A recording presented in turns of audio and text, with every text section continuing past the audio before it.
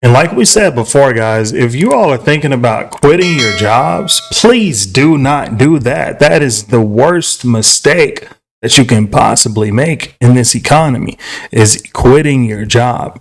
Do not quit your day job, guys. You cannot afford to do it. I don't care if you think you can. I don't think if you have 7, 8 months saved up. I don't care what you think that you have that you can fall back on. You can always have more. You can always invest more, guys.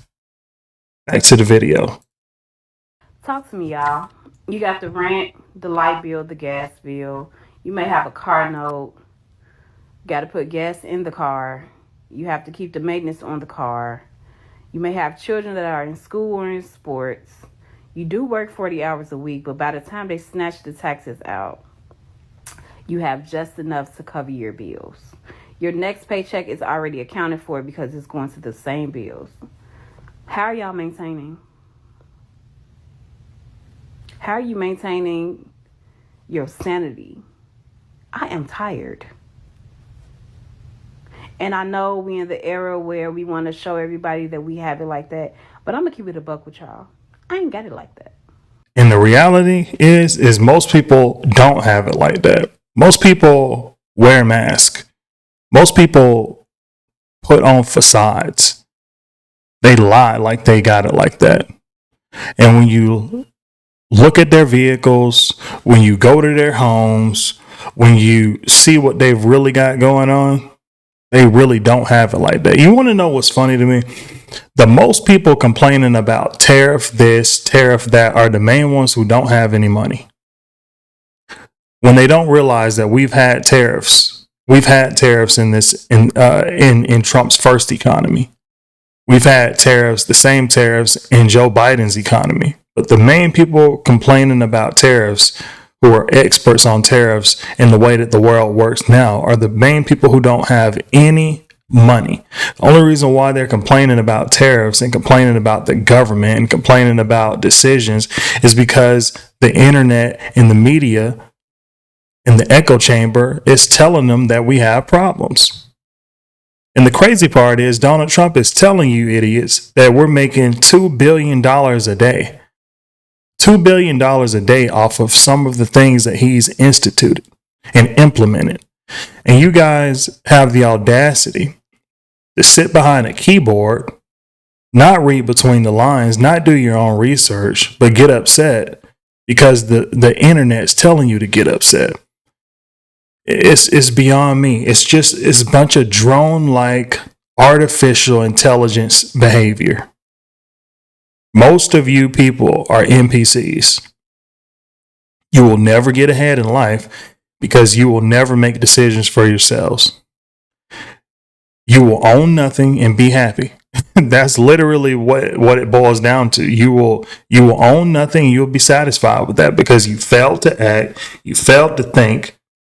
Everyone else is investing in this market because they know in 8 months, 9 months, mark my words, maybe 10 months, maybe a year, they know the interest rates are going to be extremely low again. They know that. So people who are buying homes now, you think that you're stupid for doing that? You may be doing the smartest thing that you can actually think about, because if you're betting on Trump's economy, you may be betting on a winning economy. Now, I'm not a Trump supporter or a Kamala Harris supporter. I'm a supporter of common sense. Banks know that people are having a hard time. Millions of people cannot pay their bills on time. So yeah, the banks make money when you are late. Millions of people are late and paying $15 and $35 late charges. Oh, that's great. But millions of people defaulting on their loans and not paying their loans, that is a nightmare for banks. They don't make any money off of that. And in fact, banks are in the business of money. So if they're not making money, their only plan, scheme, whatever you want to call it, is to refinance normal folks like us at lower interest rates so we can afford to pay them. You know, in my opinion, this economy has been artificially inflated for a while, and it is now time for the midnight hour. It is time to collect on that compounding interest that has been building up, swelling up. The bubble is about to burst. And if you guys aren't ready, if you guys are not prepared for it, you're going to be in for a world of hurt. This woman is being, telling you guys what's going on. Job where they don't. Some people, now this, I know a lot of people they'll work overtime. My job doesn't offer overtime, and by the time I get off, everything else is closed in my area. Or you try to work remote, but these jobs they'll place some listings on Indeed, but they ain't calling you back with a great resume, right? How are you all maintaining? And the reality is, if you're a woman, especially, if you're a man and you're single, especially, you're going to have it even more harder, because America, if you really think about it long and hard, guys, in the 50s, 60s, 70s era, you had relationships and families who worked together. So whether you had that stay-at-home mom who raised 4 or 5 kids, right? You're not paying daycare fees of $1,500 a week. You know what I mean? So you're able to put back some of that money and, spend it on groceries, spend it on a vacation, do whatever. But now you've got single parents out here who think that they can do everything by themselves. They don't need a man or a woman to tell them what to do or whatever the case may have you. This economy is not built for single families. It was never meant for us to be getting married. It was never meant for us to be marrying the government. It was never meant for us to be married to the government and rely on government assistance to support our lifestyles. It was meant for us as human beings to find that unionship, that partnership, disperse, you know what I mean, and reproduce and live some sort of quality of life. These single people are doing it by themselves, living paycheck to paycheck, no teamwork.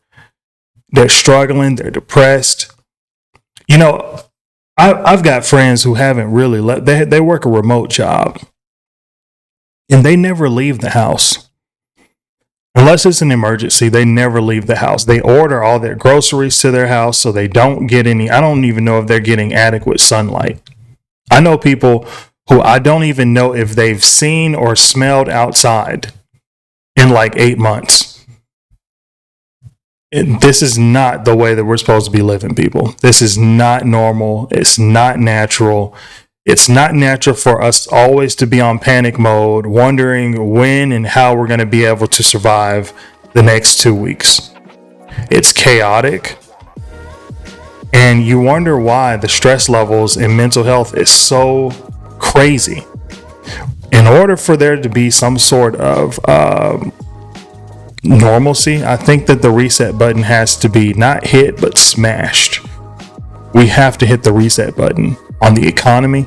We have to hit the reset button on our lives to get some sense of normalcy, because people are not going to make it. Another 20 years of this, guys, and I just cannot see how it's going to work. Let me know in the comment section down below, guys. Do you all see this working? Is this economy sustainable? You've got Doge funding people who are 120 years old collecting checks. Babies at 2 months and 9-month-year-olds have $100,000 loans taken out. The corruption is real, and we're not benefiting off of this, but someone is. Let me know what you guys think in the comments. The question is, 20 years from now, do you think if we're in the same situation that this country is going to be sustainable? And give me 5 things of what we need to do right now to prepare for the incoming crash, because we know that we're headed towards one. It's imperative. It's going to happen. Anyways, guys, until the next video, peace out.